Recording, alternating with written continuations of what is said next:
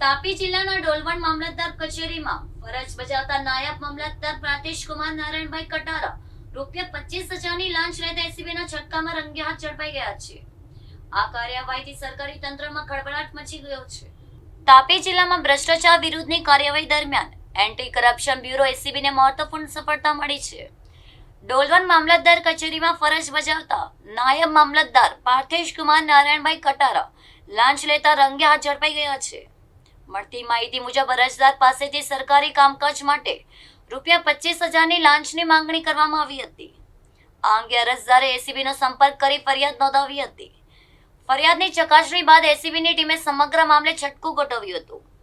પૂર્વ આયોજન મુજબ આરોપી અધિકારીને લાંચની રકમ સ્વીકારતા જ ટીમે રંગે હાથ ઝડપી પાડ્યા હતા.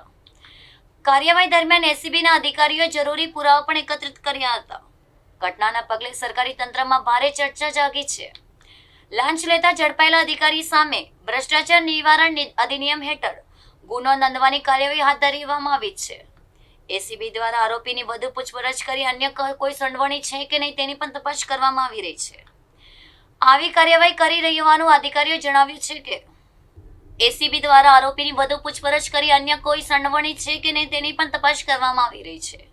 સરકારી સેવામાં પારદર્શિતા જળવાઈ રહે તે માટે એસીબી સતત આવી કાર્યવાહી કરી રહી હોવાનું અધિકારીઓ જણાવ્યું છે. આ ઘટનાથી ભ્રષ્ટાચાર આચરતા તત્વોમાં પણ ફફડાટ ફેલાયો છે.